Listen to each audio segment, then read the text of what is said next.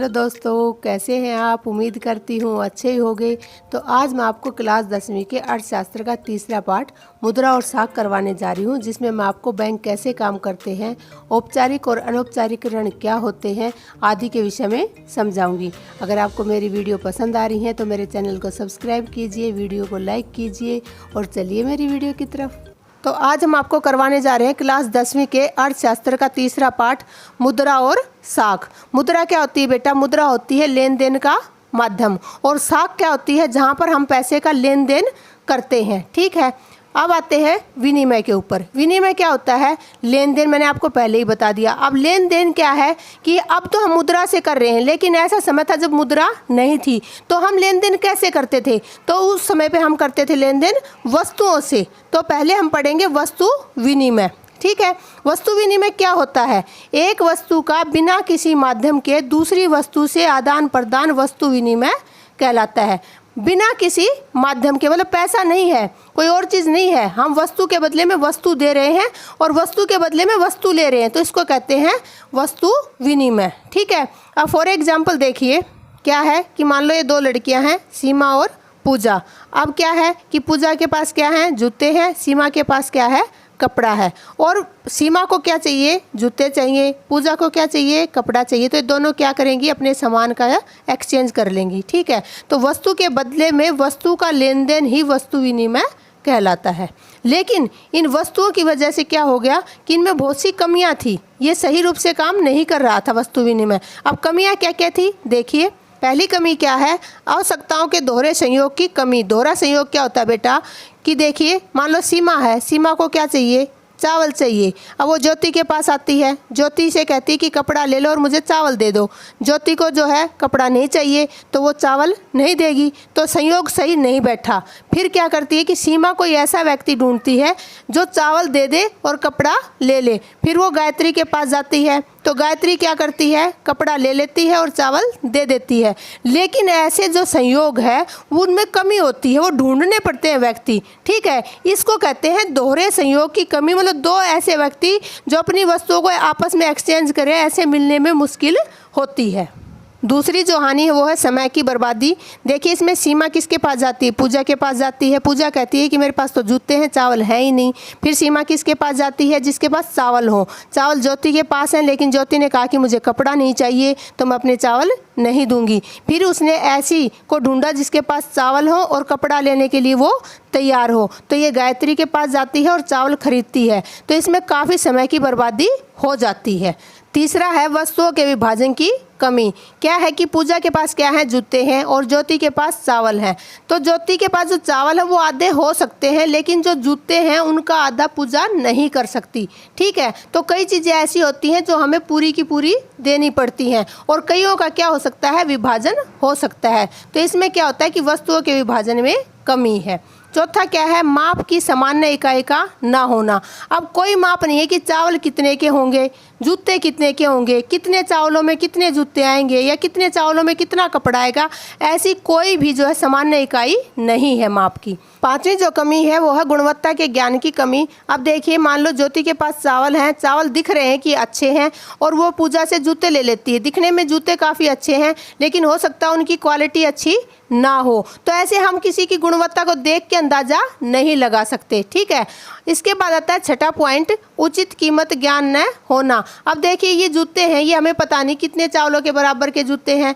ठीक है, तो इसमें क्या है कि इसमें हम रेट का नहीं पता लगा सकते कि ये जूते कितने के होंगे या चावल कितने रुपए किलो वाले हैं। हमें इसके बदले में ये देने पड़ेंगे और इसके बदले में ये लेने पड़ेंगे। ठीक है, तो इसमें क्या होता है कि उचित कीमत की ज्ञान का ना होना।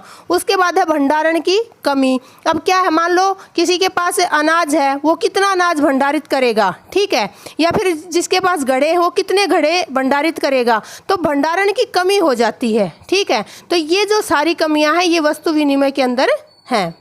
अब पढ़ते हैं हम मुद्रा। मुद्रा क्या है? वस्तुओं और सेवाओं के लेन देन का जो माध्यम है उसे हम मुद्रा कहते हैं। अब इसके जो मुद्रा के कार्य हैं वो क्या हैं? विनिमय के माध्यम। एक तो हम जो लेन देन करते हैं वो किससे करते हैं? मुद्रा से करते हैं, पहला कार्य। ये किस किस रूप में हो सकती है मुद्रा? सिक्के के रूप में हो सकती है, नोट के रूप में हो सकती है, चेक हो सकता है, या फिर डिजिटल आप सभी को पता है ऑनलाइन जो पेमेंट होती हैं वो डिजिटल में आती हैं। दूसरा क्या है? मूल्य का आंकलन। एक मुद्रा से हम क्या करते हैं? मूल्य का आंकलन कर लेते हैं। मान लो हमें घड़ी खरीदनी है तो हम उसको देख के पता लगाते हैं कि कितने की घड़ी होगी, ठीक है, या हमें मटका लेना है तो ये मटका कितने का होगा, ठीक है। तो हम उस चीज़ का जो है आंकलन लगा सकते हैं, मूल्य बता सकते हैं। तीसरा है दोहरे संयोग की समाप्ति। दोहरा संयोग मैंने आपको ऊपर समझाया था कि वस्तु के बदले में वस्तु जब हमें लेनी है तो हमें उस व्यक्ति को ढूंढना पड़ता जो वो वस्तु ले सके, लेकिन अब ऐसा नहीं है। हमारे पास मुद्रा है तो हम जाके कोई भी चीज़ आसानी से खरीद सकते हैं। चौथा पॉइंट है धन संचय। अब क्या है कि पहले हमें वस्तुओं का संचय करना पड़ता था। मान लो मटके हैं, मटके अगर आप भंडारण करते हो तो बहुत सारी जगह को वो घेरते हैं, ठीक है, लेकिन धन संचय में ऐसा नहीं है। धन को आप कहीं भी रख सकते हैं, बैंक में जमा करवा सकते हैं, तो ये आसानी से हो जाता है। देखिए मुद्रा का इतिहास। सबसे पहले जो विनिमय होता था वो वस्तु के बदले में वस्तुओं का विनिमय होता था। उसके बाद क्या आया कि राजा महाराजाओं का काल आया और उन्होंने क्या बनाए? सोने के सिक्के बनाए। फिर क्या हुआ कि सोना जो है बहुत महंगा हो गया और फिर क्या बनने लगा? धातु के सिक्के बनने लगे। उसके बाद बने कागज़ के नोट, ठीक है। उसके बाद क्या हुआ कि प्लास्टिक के कार्ड बने, जो आप क्रेडिट डेबिट के कार्ड है, एटीएम वगैरह है, ये प्लास्टिक के कार्ड बने, ठीक है। उसके बाद क्या आया? इलेक्ट्रॉनिक पैसा आया। जो आप पेटीएम वगैरह करते हो या ऑनलाइन पेमेंट करते हो, ये आते हैं इलेक्ट्रॉनिक्स पैसे के अंदर। तो देखिए ऐसे जो है चेंज लाने की आवश्यकता क्यों पड़ी? ये इसलिए पड़ी क्योंकि जब कागज़ के नोट बने तो जो समय में काफ़ी बदलाव आ चुके थे, चोरी चकारी के काफ़ी मामले सामने आने लगे थे। उससे बचने के लिए जो है क्या किया? प्लास्टिक के कार्ड्स बना दिए, ठीक है। अब हमें 2 लाख 3 लाख रुपए की आवश्यकता पड़े और हम उसको लेके जाएं और कुछ रास्ते में मिस हैपनिंग हो जाए, वो अब नहीं होगी। क्यों नहीं होगी? क्योंकि हमारे पास एटीएम है। हम एटीएम के माध्यम से पैसे जितनी आवश्यकता हो उतने निकाल सकते हैं और यूज कर सकते हैं। लेकिन अगर हमें भारी मात्रा में पैसा निकालना हो तो इसके लिए क्या बन गए? इलेक्ट्रॉनिक्स पैसा। मतलब हम ऑनलाइन पेमेंट 2 लाख 10 लाख जो भी है वो इसके माध्यम से कर सकते हैं। आगे हम पढ़ते हैं मुद्रा के बारे में। मुद्रा को अंग्रेजी में क्या कहते हैं? करेंसी कहते हैं। जो मुद्रा के रूप हैं, आधुनिक रूप, वो क्या है? कागज़ के नोट और सिक्के हैं। और ये क्या है? ये सिंबल है भारतीय मुद्रा का, ठीक है। इसमें दूसरा जो पॉइंट है वो क्या है कि भारत में भारतीय रिजर्व बैंक केंद्रीय सरकार की तरफ से करेंसी नोट जारी करता है। जो नोट है, जो करेंसी है, वो कौन जारी करता है? भारतीय रिजर्व बैंक। किसकी तरफ से? केंद्रीय सरकार की तरफ से, ठीक है। रिजर्व बैंक ऑफ इंडिया, जिसे हम आरबीआई कहते हैं, की स्थापना 1 अप्रैल 1935 को हुई थी और इसे क्या कहते हैं? हम केंद्रीय बैंक कहते हैं। हर देश का अपना एक केंद्रीय बैंक होता है। भारत के अंदर जो है रिजर्व बैंक ऑफ इंडिया जो है, या आरबीआई इसको बोल सकते हैं, ये केंद्रीय बैंक कहलाता है, ठीक है। जैसे सर्वोच्च न्यायालय एक होता है, वैसे ही केंद्रीय बैंक भी एक ही हर देश का होता है। इससे आगे क्या है कि 2 से 2000 रुपये तक के नोट आरबीआई छापती है। जो नोट जारी होते हैं 2 से 2000 तक के, वो रिजर्व बैंक ऑफ इंडिया बनाता है। और उस नोट पर आप देखोगे कि जो आरबीआई का गवर्नर है उसके सिग्नेचर आपको मिलेंगे, ठीक है। लेकिन 1 रुपये का जो नोट है वो भारत सरकार छापती है। बाकी कौन छापता है? आरबीआई, यानी कि रिजर्व बैंक ऑफ इंडिया। लेकिन 1 रुपये का जो नोट है वो भारत सरकार छापती है। और उस पर जो सिग्नेचर होते हैं वो किसके होते हैं? वित्त सचिव के होते हैं। ये डिफरेंस है 1 रुपये के नोट में और बाकी अन्य नोटों में। तीसरा पॉइंट है किसी देश की सरकार इसे प्रमाणित करती है विनिमय के माध्यम के लिए। मतलब क्या है कि किसी भी देश के अंदर जो भी करेंसी है वो सरकार मान्यता देती है। विनिमय क्या होता है? मैंने आपको बताया था, लेन देन का माध्यम। तो लेन देन के माध्यम के लिए सरकार प्रमाणित करती है कि ये करेंसी जो है उससे जो है सौदे हो सकते हैं और उसको सभी को क्या करना पड़ेगा? उसी करेंसी को सभी को स्वीकार करना पड़ेगा, ठीक है। देखिए अब जो 2000 का नोट है ये सरकार ने चलाया, पहले हमारे पास 2000 का नोट नहीं नहीं था, लेकिन अब ये प्रमाणित है।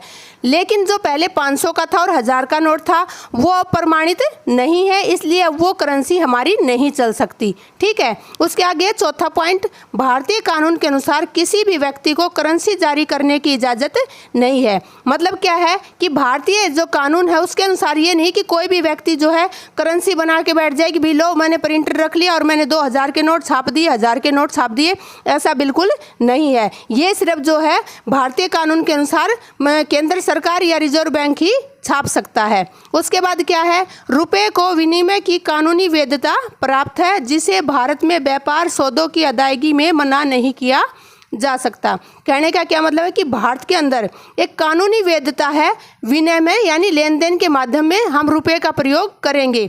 कहाँ पे करेंगे? व्यापार में और सौदों की अदायगी में, और कोई भी व्यक्ति इसे मना नहीं कर सकता। इसके बाद है छठा पॉइंट, भारत में रुपया व्यापक स्तर पर विनिमय का माध्यम स्वीकार किया गया है। मतलब भारत में जहाँ भी व्यापार होता है, कोई भी सौदे होते हैं, उसे व्यापक स्तर पर मतलब बड़े स्तर पर जो है लेन देन का माध्यम बनाया गया है। किसे? रुपये को। ठीक है, आगे पढ़ते हैं हम बैंकों में निक्षेप। निक्षेप क्या होता है? डिपॉजिट करना। व्यक्ति मुद्रा बैंकों में निक्षेप के रूप में रखते हैं। हम क्या करते हैं, जो पैसे हमारे बच जाते हैं हम क्या करते हैं, उसको बैंकों में जमा कर देते हैं, उसको ही हम क्या कहते हैं? निक्षेप कहते हैं। व्यक्ति बैंक में खाता खोलकर आवश्यकता से अधिक मुद्रा जमा कर सकता है। मान लो हम दिन के 500 रुपये कमा रहे हैं, ज़रूरत हमें दिन में सिर्फ 100 रुपये की, तो हमारे पास कितने रुपए बचे? 400 रुपये। तो हम 400 का क्या करेंगे? हम उनको बैंक में जमा कर देंगे। ठीक है, इसे हम क्या कहते हैं? निक्षेप। बैंक इस जमा पर ब्याज भी देता है। ऐसे हम रोज़ 400 जमा करते हैं तो क्या करता है बैंक? महीने के अनुसार उस पर ब्याज भी देता है। इस तरह लोगों का पैसा बैंकों में सुरक्षित भी रहता है और ब्याज भी मिलता है। ठीक है, एक तो हमने बैंक में जमा करवाया तो हमारा पैसा जो है सुरक्षित रहेगा, और दूसरा उस पर क्या होगा? हमें ब्याज भी मिलेगा। मतलब सोने पे सुहागे वाला काम हो जाता है। व्यक्ति आवश्यकता अनुसार धन बैंकों से निकाल भी सकते हैं। क्या होता है कि जब हमें पैसे की आवश्यकता पड़ती है तो हम जो पैसा हमने बैंकों में जमा करवाया उसे हम निकाल भी सकते हैं। जमा धन की मांग को मांग जमा कहा जाता है। जो धन हम बैंकों में जमा करते हैं उसको क्या कहते हैं? मांग जमा। मांग जमा क्यों कहते हैं? कि हमने उसको जमा किया, लेकिन जब हमें उसकी ज़रूरत पड़ी तो हमने अपना वापस वो मांग लिया, तो इसलिए इसको क्या कहते हैं? मांग जमा। ठीक है, बैंक हमें आवश्यकता पड़ने पर ब्याज पर पैसा भी देता है। मतलब जब हमें मान लो ये तो हमारा पैसा है, इसके अलावा भी हमें और ज़्यादा धन की आवश्यकता है तो हम बैंक से क्या है? ब्याज पर पैसा ले सकते हैं। आइए चित्र के माध्यम से समझते हैं कि बैंक कैसे कार्य करता है। ये मान लो हम हैं, हमने जो अपनी जमा पूंजी थी उसको बैंक में जमा करवा दिया। ठीक है, और बैंक ने जो पैसा ऐसे करके इकट्ठा किया उस धन को उसने किसको दिया? जिसको उसकी आवश्यकता थी, लेकिन साथ साथ में उसने क्या किया कि उस पर ब्याज लगा दिया। अब जो ये व्यक्ति धन और ब्याज जो है किस्तों के रूप में बैंक को लौटाते हैं, और उसी पैसे में से जो है बैंक जिन्होंने जमा करवाया था उनको ब्याज देता है। ठीक है, अब जानते हैं चेक के बारे में। चेक एक ऐसा कागज़ है जिस पर किसी व्यक्ति के खाते से चेक पर लिखे नाम के किसी दूसरे व्यक्ति को एक खास रकम का भुगतान करने का आदेश देता है। मतलब क्या है कि बैंक ने एक कागज़ ऐसा बना रखा है जिसको हम चेक कहते हैं। उसमें क्या होता है कि अगर कोई व्यक्ति बीमार हो जाए या कुछ उसको काम हो जाए और वो बैंक में ना जा पाए तो वो क्या करेगा कि अपने खाते का चेक बना देगा और दूसरे व्यक्ति को दे देगा, और वो दूसरा व्यक्ति जो है उससे पैसे निकाल सकता है। आइए चित्र के माध्यम से हम चेक को समझते हैं। मान लो ये अजीत है, इसका बैंक में खाता है। ठीक है, इसे जो है 30,000 रुपये की आवश्यकता है, लेकिन ये बैंक में नहीं जा सकता। ठीक है, इसे बहुत सारे काम रहते हैं हमेशा, तो इसने क्या किया? एक चेक लिया, उसमें चेक में कितने भरे? 30,000 रकम भर दी, और इसने अपने साइन कर दिए। साइन करने का क्या मतलब है कि वो बैंक को आदेश देता है कि 30,000 रुपये जो है मेरे वो लक्ष्य को दिए जाएं। ठीक है, और इसने ये चेक किसको दे दिया? लक्ष्य को दे दिया। अब बैंक जो है ये देखेगा सिग्नेचर कि भाई अजीत का चेक है, अजीत ने साइन कर रखे हैं, तो वो 30,000 रुपये क्या करेगा? वो लक्ष्य को दे देगा। तो ये है चेक। अब हम आगे पढ़ते हैं ऋण की गतिविधियाँ। क्या है कि भारत में बैंक जमा का केवल 15% हिस्सा नगद रूप में रखता है और जमा राशि का एक बड़ा हिस्सा ऋण के रूप में इस्तेमाल करता है। ठीक है, इसमें क्या है कि जितने भी पैसे बैंक में जमा होते हैं उसका सिर्फ 15% ही बैंक अपने पास रखता है और जो 85% बचता है उसको किस रूप में दे देता है? ऋण के रूप में दे देता है। ठीक है, जमाकर्ता और कर्जदार के बीच में मध्यस्थ। अब क्या है, जमाकर्ता अपने पैसे जमा करवा देते हैं, जिनको पैसे की ज़रूरत है वो बैंक से पैसा कर्जे पे ले लेते हैं। ठीक है, अब उन दोनों के बीच में मध्यस्थता का कार्य कौन करता है? बैंक करता है। ना तो कर्जदार जमाकर्ता को जानता है, ना जमाकर्ता कर्जदार को जानता है, तो उनके बीच में कौन है? बैंक है। तीसरा पॉइंट है कर्जदारों से लिए ब्याज और जमाकर्ता को दिए गए ब्याज के बीच का अंतर बैंक को की आय का साधन बनता है। इसमें क्या है कि कर्जदारों को जो पैसा दिया है बैंक ने उस पर वो क्या लेता है? ब्याज लेता है, और जिनके पैसे उसने जमा किए हैं उनको वो क्या देता है? उन पैसों पे ब्याज देता है। तो इनसे जो है वो ज़्यादा ब्याज लेता है कर्जदारों से, और जमाकर्ता को वो थोड़े पैसे देता है। तो उन दोनों के बीच का जो अंतर है वो बैंकों की आय का साधन बनता है। अब देखते हैं बैंक कैसे कार्य करते हैं। मान लो ये जमा करवाने वाले हैं, ठीक है, इन्होंने 4,000 रुपये बैंक में जमा किया। बैंक ने क्या किया? 15% अपने पास रखा। क्यों रखा? क्योंकि जो रोज़मर्रा में व्यक्ति आते हैं कुछ पैसे निकलवाने के लिए, बैंक कुछ पैसे इसलिए अपने पास रखता है। फिर बचा 85%, वो उसने कहाँ इस्तेमाल किया? वो उसने जो है ऋण देने में इस्तेमाल किया। अब इसने किसी को आवश्यकता थी, उसको उधार दे दिया 3500 रुपये। किस ब्याज पे दिया? अब उसे ब्याज स्वरूप जो है 4500 रुपये लेने हैं। किसको? बैंक को। ठीक है, कितना ब्याज लगाया? 1000 रुपये का। अब इधर आइए, इसने जो जमा करता थे उनको पैसा दिया। कितना दिया? 4250 रुपये, यानी 250 रुपये जो है इनको ब्याज दिया। यहाँ इसने 1000 रुपये लिया, यहाँ इसने 250 रुपये दिया, तो इसको कितना बेनिफिट हुआ? बैंक की आय। बैंक ने जो है 3500 रुपये के बदले कितने लिए थे? 4500 रुपये, और 4000 के बदले कितने दिए थे? 4250 रुपये। ठीक है, तो 4500 में से 4250 गए, 250 रुपये तो ये बच गए बैंक को। जमा में 500 रुपये जो इसने बैंक ने अपने पास रखे थे वो। ठीक है, कुल कितने रुपए बचे बैंक के पास? 750 रुपये। मतलब ये पैसे बैंक जो है अपने कर्मचारियों के लिए, अपने बैंक में सुख सुविधाओं के लिए और अपने फ़ायदे के लिए बैंक रखता है। पढ़ते हैं ऋण की शर्तें। कोई भी बैंक ऐसे ही ऋण नहीं देता है, उसकी काफ़ी शर्तें होती हैं। क्या क्या शर्तें होती हैं? ब्याज दर, जो वो पैसे दे रहा है उस पर वो क्या दर लगाता है? 2 रुपये सैकड़ा, 1 रुपये सैकड़ा, कैसे दर लगाता है? दूसरा है समर्थक ऋणाधर। समर्थक ऋणाधर क्या होता है? इसमें आप संपत्ति रख सकते हैं, इसमें आप पशु रख सकते हैं, जो भी वस्तु रख के आप ब्याज पे पैसे लेते हैं वो समर्थक ऋणाधर कहलाता है।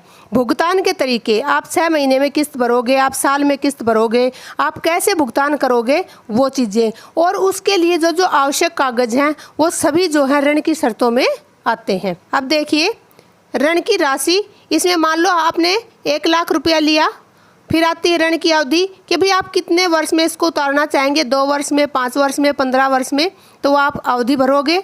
ब्याज की दर लिखोगे कि बैंक आपको किस दर से जो है पैसे दे रहा है, 2%, 1%, जो भी है। अदायगी का स्वरूप कि आप भाई महीने में किस्त भरते हो, हफ्ते में किस्त भरते हो, साल में किस्त भरते हो, आपको वो भरना पड़ेगा। फिर आवश्यक जो कागज़ हैं जिस पर आप लोन ले रहे हो, वो जैसे ज़मीन के कागज़ है, कोई और संपत्ति है, प्लाट है या पशु है, गाड़ी है, जो भी है, आप वो भरोगे। फिर है समर्थक ऋणाधार, इसमें गवाह आते हैं और प्रॉपर्टी आती है। आप जानते हैं समर्थक ऋणाधार के बारे में। ऐसी संपत्ति जो कर्जदार ने गारंटी के रूप में रखी हुई है, जैसे जमीन, पशु, गाड़ी, घर आदि। यदि कर्जदार कर्ज का भुगतान नहीं कर पाता तो उधारदाता संपत्ति को बेचने का अधिकार रखता है। इसमें क्या है कि मान लो कर्जदार है, उसने जो है गारंटी दी, किस चीज़ की? ज़मीन की, पशु की, गाड़ी की, किसी भी चीज़ की वो गारंटी देता है कि अगर मैं आपका कर्जा नहीं चुकाता तो आप इस चीज़ को रख लीजिए। अगर समय पे उसने भुगतान नहीं किया कर्जे का, तो जिसने पैसे उधार दिए हैं वो क्या करेगा? उसने संपत्ति को बेचने का वो अधिकार रखता है। अब जान लेते हैं हम साख की स्थिति। साख क्या है? उसमें 2 प्रकार की पोजीशन आती हैं, एक सकारात्मक और एक नकारात्मक। यानी हम ब्याज पे पैसा लेके जो काम करते हैं उसमें दोनों ही पोजीशन हो सकती हैं, उसे हमें फ़ायदा भी हो सकता है और नुकसान भी हो सकता है। तो बात कर लेते हैं सकारात्मक स्थिति की। ऋण आय बढ़ाने का साधन है। क्या होता है कि हम ब्याज पे पैसा लेके अपना काम करते हैं और उससे हमें जो प्रॉफिट होता है उससे क्या होता है, हमारी आय बढ़ती है। दूसरा क्या है, व्यक्ति का आर्थिक स्तर बढ़ता। पैसे आएंगे तो व्यक्ति क्या करेगा, उसके पास पैसे आने से उसका आर्थिक स्तर बढ़ेगा। तीसरा क्या है, ऋण कार्य को समय पर पूरा करने में मदद करता है। क्या है कि अगर किसी के पास पैसा नहीं है तो क्या करेगा, अगर ब्याज पे पैसा लेके उस कार्य को करेगा तो वो समय पे पूरा होने में मदद करता है। फॉर एग्जाम्पल, सलीम है जो जूते बनाता है, तो इसको एक बड़े व्यापारी ने ऑर्डर दिया है 2000 जूतों का, लेकिन इसके पास जूते बनाने का सामान नहीं है। तो ये क्या करता है कि इस ऋणदाता के पास जाता है जो ब्याज पे पैसे देता है और उससे 1 लाख रुपए की डिमांड करता है। अब ऋणदाता ने क्या किया कि इसने 10% के हिसाब से उसे 1 लाख रुपए दिए। तो इसका क्या है कि ब्याज बनता है 10,000 रुपये महीना। अब 7 महीने में कितने रुपए हो गए, 70,000 रुपये। क्यों, क्योंकि इसने 7 महीने के लिए जो है 1 लाख रुपए लिए हैं। अब 7 महीने बाद ये पैसे कितने हो गए, 1 लाख उसने दिए थे और 70,000 रुपये जो है वो ब्याज के हो जाते हैं। तो 1,70,000 रुपये उसे 7 महीने में वापस लौटाने हैं। तो इसने क्या किया, पैसे लेके जूते बनाए और जो है इस व्यापारी को बेच दिए। अब जूते कितने के बिके, 2,50,000 के। अब इसको लाभ कितना मिला कि इसने जूते बेचे 2,50,000 रुपये के और इसको ऋणदाता को कितने देने थे, 1,70,000 रुपये। तो इसको कितना प्रॉफिट हुआ, 80,000 रुपये का। अब 80,000 से आप सबको पता लगा कि इसकी आय बढ़ी 80,000 रुपये। साथ साथ जो है इस व्यक्ति का आर्थिक स्तर भी ऊंचा उठा, ठीक है। और उसके बाद जो है ऋण कार्य को समय पे पूरा करने में मदद करता है, क्योंकि इसने पैसे 1 लाख लिए तो उसका जो है कार्य वो समय पर पूरा हो गया। अब तक हमने देखी सकारात्मक स्थिति, अब हम पढ़ते हैं नकारात्मक स्थिति के बारे में। व्यक्ति की स्थिति पहले से बदतर। क्या होता है, ऋण तो वो उठा लेता है लेकिन उसे चुकाने में असक्षम होता है, तो उसकी जो पोजीशन होती है वो पहले से भी बदतर हो जाती है। दूसरा पॉइंट है, ऋण व्यक्ति को जाल में फंसा देता है। वो क्या करता है, वो ऋण उतारने के लिए और पैसे ले लेता है, फिर वो नहीं उतरता तो और पैसे ले लेता है। इस प्रकार वो जाल में फंसता चला जाता है। तीसरा पॉइंट है, ऐसी स्थिति से निकलना कष्टदायक, और वो इतना ब्याज पे ब्याज हो जाता है कि वो उस स्थिति से निकलना जो है उसके लिए बहुत ही कष्टदायक हो जाता है। फॉर एग्जाम्पल, एक किसान है जिसे फसल बोनी है लेकिन उसके पास जो है खाद बीज के पैसे नहीं है, तो वो क्या करता है, ऋणदाता के पास जाता है और 1 लाख की डिमांड करता है। अब क्या होता है कि जो ऋणदाता है 10% के हिसाब से उसको पैसे देता है, तो अब ब्याज कितना हो गया, 10,000 रुपये। और किसान ने कितने दिन के लिए 6 महीने के लिए, तो ब्याज हो गया 60,000 रुपये। 6 महीने बाद कितना हो गया, 1 लाख रुपये जो उसने लिए हैं और 60,000 जो ब्याज है, तो कुल उसे कितने देने हैं, 1,60,000 रुपये। अब देखिए इसको देने कितने हैं, 1,60,000 रुपये, लेकिन क्या हुआ कि बाढ़ आ गई और इसकी फसल बर्बाद हो गई। अब उसके पास जो है ना 1 लाख रुपया है ना 60,000 रुपये हैं, ठीक है। तो फिर क्या करेगा, ऋणदाता से फिर पैसे लेगा। ये तो थे ही, उसने ऐसे ही और ले लिए, ठीक है। और अगली बार जो फसल है वो इतनी अच्छी नहीं हुई तो उसके ऊपर कितना ब्याज चढ़ गया, 3,20,000 रुपये। अब आपने देखा कि किसान के ऊपर 3,20,000 रुपये जो है चढ़ गए हैं। अब क्या है कि इसने ज़मीन रख के इस ऋणदाता के पास ये लोन लिया था, तो अब क्या हुआ, इसने ज़मीन पे भी कब्जा कर लिया, किसने, ऋणदाता ने, क्योंकि वो उसके पैसे नहीं चुका पाया, ठीक है। तो इससे क्या हुआ कि उसकी जो स्थिति थी वो पहले से बदतर हो गई और वो एक ऐसे जाल में फंस गया कि उसमें फंसता ही चला गया और उससे बाहर निकलना भी बहुत ही कष्टदायक हो रहा है। तो ये सारी चीज़ें किस पे डिपेंड करती हैं, ऋण लाभ देगा या हानि, यह समय, परिस्थिति और सहयोग पर निर्भर करता है। समय कैसा, अब मान लो बाढ़ नहीं आती तो वो पैसे चुका देता, तो समय खराब चल रहा था। परिस्थितियाँ ऐसी होगी कि वो पैसे नहीं चुका पाए और उसे और जो है पैसा उससे लेना पड़ा। और सहयोग, उसके पास और कोई ऐसा संसाधन नहीं था जो उसका सहयोग कर सके इस ऋण को चुकाने में। तो ये सारी बातें डिपेंड करती हैं ऋण के ऊपर। तो हमें क्या है कि ऋण जो है सोच समझ के लेना चाहिए, परिस्थितियों के अनुसार लेना चाहिए और जो है सहयोग के आधार पर लेना चाहिए। आगे बढ़ते हैं और पढ़ते हैं साख के क्षेत्र। साख में 2 प्रकार के क्षेत्र हैं, औपचारिक क्षेत्र और अनौपचारिक क्षेत्र। औपचारिक जो क्षेत्र हैं उसमें क्या है कि जो ब्याज पे पैसा दिया जाता है वो बैंक और सहकारी समितियों के माध्यम से दिया जाता है। जो बैंक और सहकारी समितियां जो ब्याज पे पैसा देती हैं उन पर क्या है, भारतीय रिजर्व बैंक क्या है, नज़र रखता है, ठीक है। तीसरा पॉइंट क्या है कि ऋण की दरें निर्धारित होती हैं। जो ब्याज पे पैसे बैंक देते हैं वो किस दर से पैसा देते हैं, 2%, 3%, वो क्या है, वो पहले से निर्धारित होती हैं। ठीक है, वो एकदम से मतलब अपनी मर्जी से कुछ भी दरें नहीं बना सकते। चौथा क्या है कि कम ब्याज वसूल करते हैं, और जो अनौपचारिक होते हैं मतलब साहूकार वगैरह होते हैं उनसे काफ़ी कम ब्याज जो है बैंक वसूल करता है। अब पढ़ते हैं अनौपचारिक क्षेत्र। अनौपचारिक क्षेत्र में जो है ब्याज पे पैसे कौन देता है, साहूकार, रिश्तेदार, दोस्त या मालिक, कोई भी हो सकता है। ठीक है, इसमें दूसरा पॉइंट क्या है, अनौपचारिक क्षेत्र में नज़र रखने वाली कोई संस्था नहीं होती। औपचारिक क्षेत्र में क्या है, बैंकों से अगर हम पैसा लेते हैं तो जो RBI है, भारतीय रिजर्व बैंक है, वो नज़र रखता है बैंकों के ऊपर या सहकारी समितियों के ऊपर, लेकिन अनौपचारिक में जो है इन पर कोई नज़र नहीं रखता। तीसरा पॉइंट है ऋण औपचारिक क्षेत्र की तुलना में बहुत ज़्यादा, जो बैंक या सहकारी समितियां जो ब्याज लेती हैं उससे कहीं ज़्यादा जो है अनौपचारिक क्षेत्र में साहूकार, रिश्तेदार या दोस्त लेते हैं। डी है ऐच्छिक दरों पर ऋण, मतलब इनकी कोई दरें नहीं होती कि 2% पे देना है, 4% पे देना है, ऐसा कुछ नहीं है। ये जो है अपनी मनमानी दरें निर्धारित करते हैं।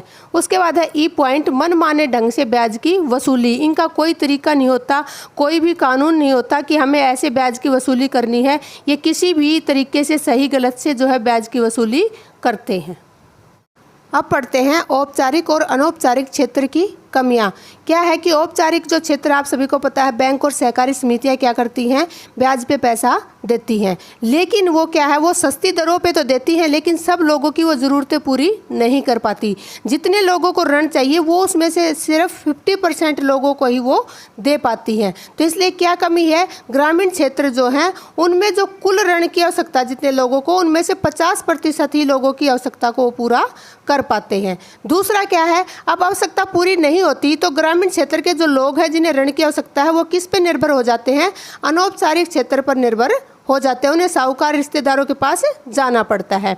तीसरा जो पॉइंट है, अनौपचारिक क्षेत्र से आय नहीं बढ़ पाती है। वो चले तो जाते हैं लेकिन इनकी ब्याज दर इतनी उच्च होती है कि उससे कोई भी फायदा नहीं हो पाता। जितने पैसे वो कमाते हैं वो जो है साहूकार के उसको देने पड़ते हैं। उसके बाद आता है बैंक और सहकारी समितियों को ग्रामीण इलाके में ध्यान देना चाहिए। क्यों ध्यान देना चाहिए कि अगर वो बेचारे अनौपचारिक क्षेत्र से ब्याज पे पैसा लेते हैं तो उनकी दरें इतनी उच्च होती हैं कि उन्हें सारा पैसा जो है जो भी लाभ होता है वो वहाँ पे देना पड़ जाता है, तो उनको कोई भी फायदा नहीं हो पाता। इसलिए बैंकों को ध्यान देना चाहिए ग्रामीण क्षेत्रों की ज़रूरतों को पूरा करने के लिए।